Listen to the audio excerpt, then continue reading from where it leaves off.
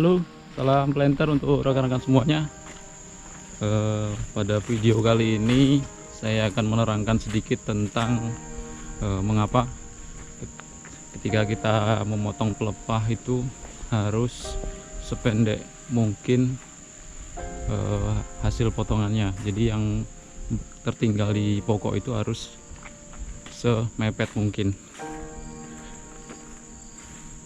Jadi pertama tujuannya adalah selain agar berondolan tidak tersangkut pada ketiak pelepah yang memang sisa dari pemotongan itu, yaitu selanjutnya untuk agar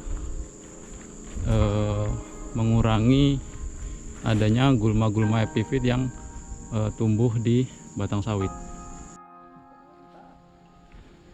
Jadi untuk areal perkebunan kelapa sawit, terutama untuk tanaman yang memang sudah tinggi, biasanya pada batangnya itu tumbuh tumbuhan epifit. Ada yang berupa beringin ataupun gulma-gulma lainnya. Dan biasanya kalau sudah besar itu penanganannya susah, karena dia sudah lengket kali dengan batang kelapa sawit. Makanya untuk pemotongan tangkai pelepah itu diusahakan semepet mungkin.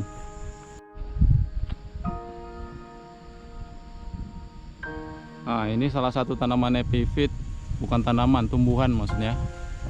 Dia yang tumbuh di batang kelapa sawit. Ini kalau sudah terlalu besar seperti ini susah nih untuk bersihkannya atau membunuhnya. Apalagi dia kalau posisinya berada sangat tinggi sekali di atas tuh. Biasanya yang tumbuh di atas itu berupa tumbuhan beringin, dan kalau sudah besar baru kelihatan.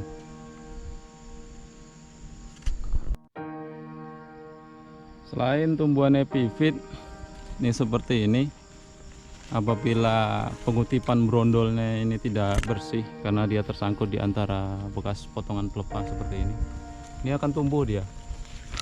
Nah, ini sawit jadinya. Ini susah juga nih untuk dibersihkannya, apalagi nanti tumbuhnya dia berada di atas, lebih susah lagi nanti untuk dibersihkannya. Di atas juga ada.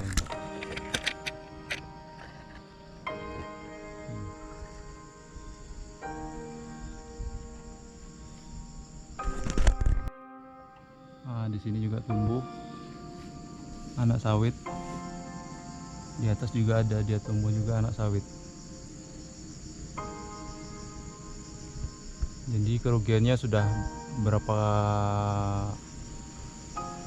aja ini. Yang pertama itu losis. Nah, berondolan tidak bisa dikutip, posisinya di atas, dia berada di ketiak pelepah. Yang kedua, dia menjadi gulma karena dia tumbuh di batang sawit. Ini seharusnya tidak boleh adanya anak sawit di batang-batang seperti ini. Nah, yang selanjutnya dia mengakibatkan tumbuhan-tumbuhan epifit ini mudah tumbuh. Ini karena dia panjang pemotongannya. Nih, tumbuhan epifit dia mudah tumbuh di sini nih, karena dia tersangkut di antara ketiak pelepahnya.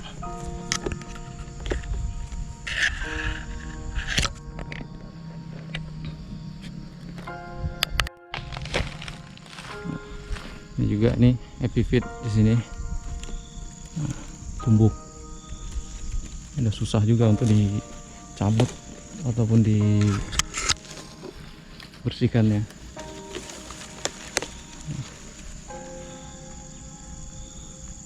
Jadi untuk mengurangi adanya tumbuhan epifit di batang kelapa sawit, salah satunya adalah dengan memotong tangkai pelepah itu sependek mungkin, semepet mungkin.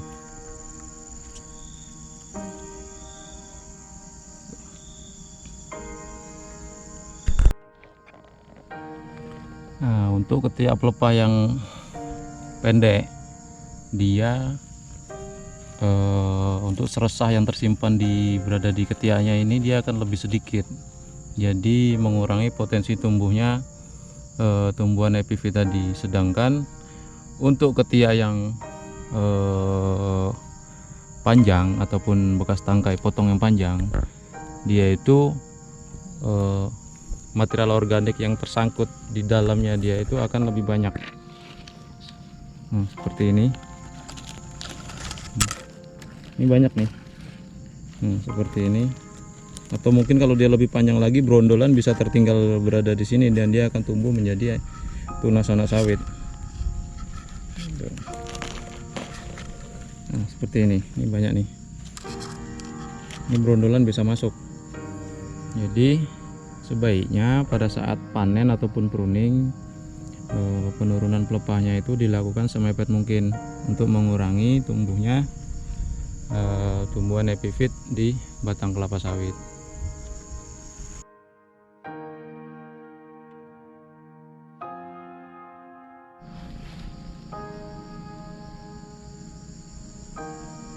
Nah, di sini terlihat bahwa batang sawitnya ini sangat kotor sekali ini.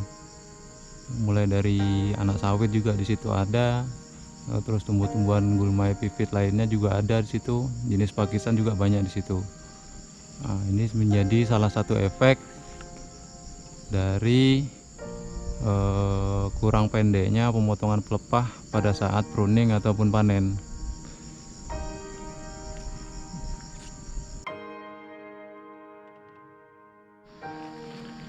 Walaupun sebenarnya dipotong pendek, untuk potensi tumbuhnya tumbuhan epifit di batang sawit itu tetap ada, tapi paling tidak ketika pemotongannya dia pendek, untuk resikonya dia lebih sedikit. Jadi tidak sebanyak apabila tangkai itu dipotong secara panjang. Jadi resikonya karena ketiak-ketiak pelepahnya dia relatif lebih kecil ataupun sempit, jadi untuk material-material organik yang tersangkut di ketiak pelepahnya itu lebih sedikit. Andaikan nanti ditumbuhi oleh gulma-gulma lainnya seperti beringin ataupun ada berundulan tersangkut, dia potensinya lebih sedikit untuk tersangkut di situ. Ini salah satu tumbuhan epifit yang tumbuh di batang kelapa sawit nih. Ini sudah agak besar nih, panjang juga dia.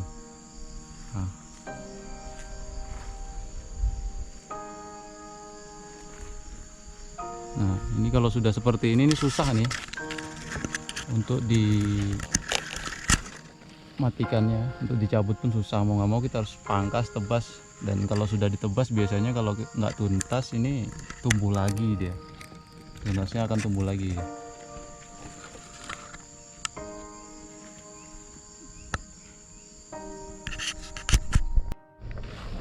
Demikian penjelasan sedikit dari saya, mudah-mudahan bermanfaat bagi rekan-rekan semuanya.